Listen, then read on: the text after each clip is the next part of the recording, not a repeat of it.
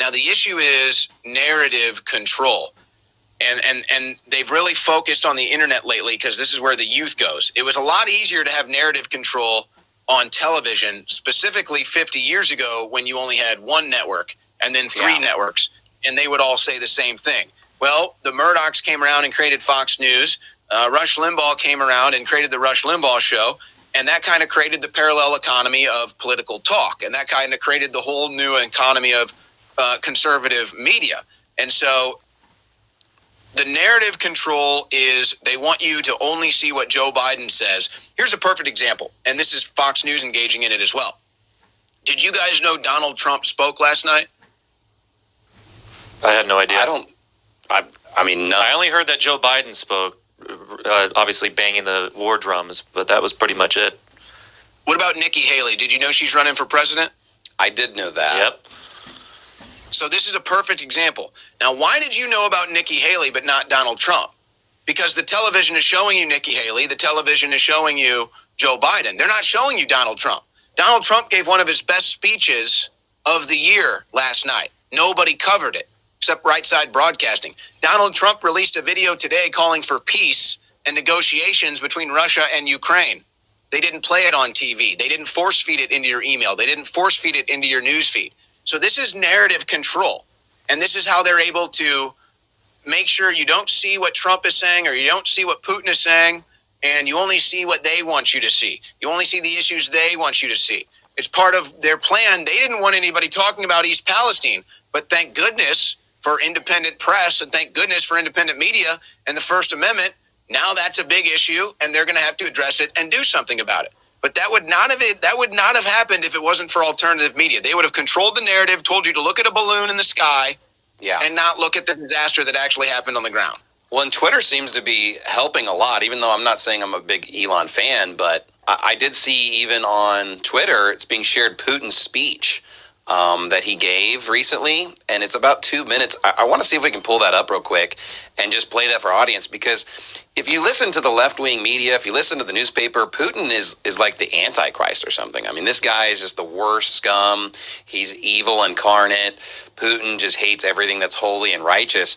And I think they're just terrified of you actually hearing anything that Putin actually says, because when you actually hear what Putin has to say, he sounds like more of an American president than the weekend at Biden. Right. So let's go ahead and play this clip real quick and just get a perspective of what Putin's even like.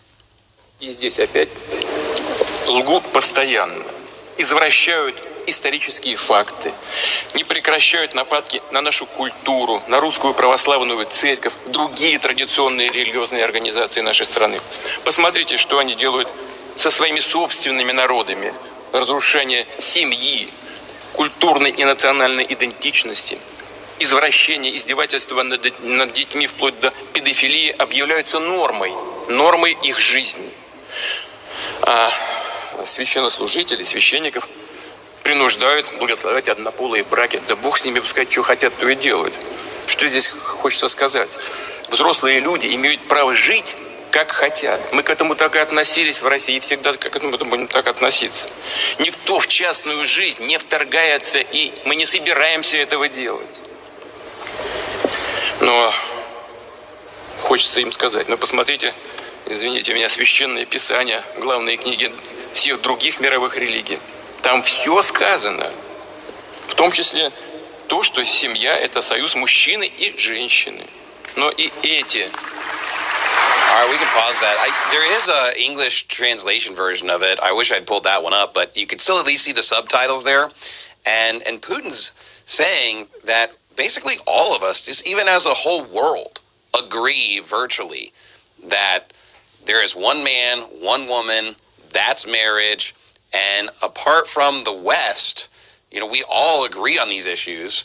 And he's saying, kind of parts of Europe and America are the ones that are making these giant transformations of the church.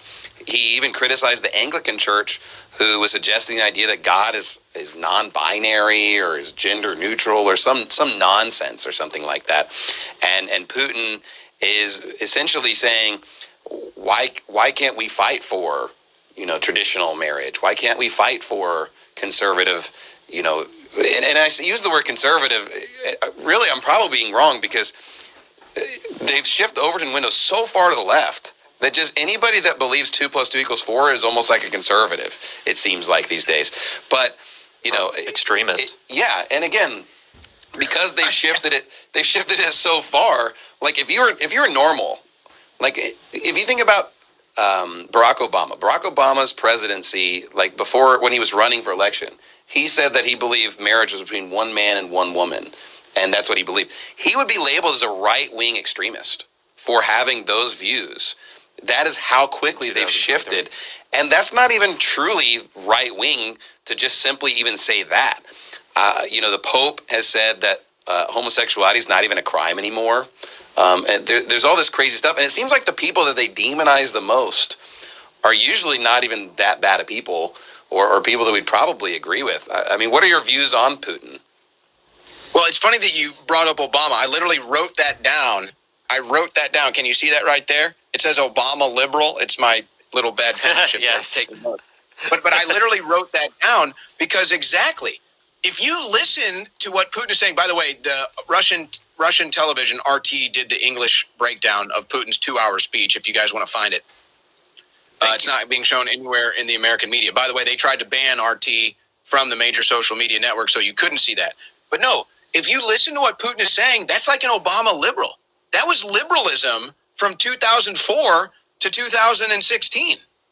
That was liberalism. That was a mainstream liberal against American imperialism, against American wars, American expansionism, all this stuff. That was an Obama liberal, and that was common rhetoric from liberal Democrats at the time that were anti-war.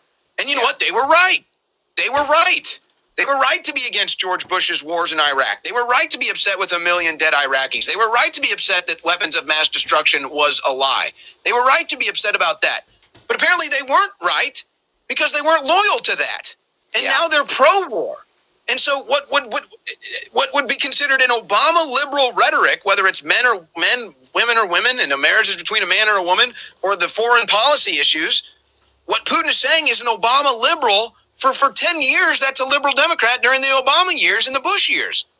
And so they don't want liberals to hear that, because some of them might still be able to think and say, wait a second, what he's saying makes sense. I don't know if you saw the Associated Press journalist question expanding here. Is it NATO or Russia? And he had to admit it's NATO. NATO is the one starting this war. It's the West that is starting this war.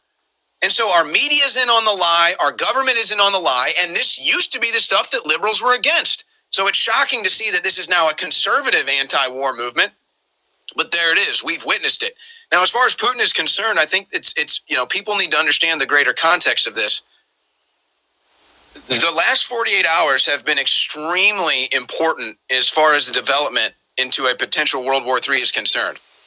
China's probably going to make a military commitment to Russia by the end of the month. That's going to be extremely key. Between Russia, China, and the United States, they make up 94% of the world's nuclear arsenal.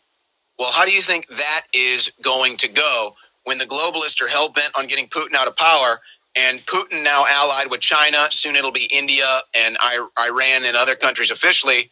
And they want to get a Western despot out of the presidency in Ukraine. So this is an unstoppable force meeting an immovable object. And that's globalism versus Russia.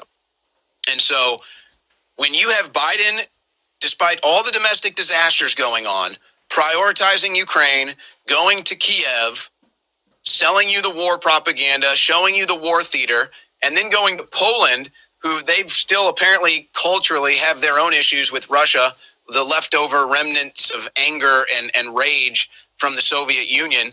They've been foaming at the mouth. The only European leadership that's really been foaming at the mouth for this war has been in Poland. And of course, that as a giant military theater is significant as well. So these are not minor developments. And I'm stunned at the lack of sense of the lacking in urgency from our media and from our government, thinking, oh, let's just wear a lapel pin. Let's just put up a Ukraine flag. Let's just give them some more money. No, this is serious. This is the real deal. Russia is not Iraq. Russia is not Afghanistan. It's Russia. And it has China behind it now. And it's a nuclear power. And its military is not a joke. In the Russian military, they know what a man is. And so Right. they are men.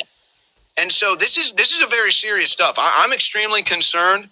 You know, I've been giving people some serious advice. I'm not hedging on the future anymore. I've gone all in on all I have guaranteed is tomorrow. And I won't go into details as to what that means.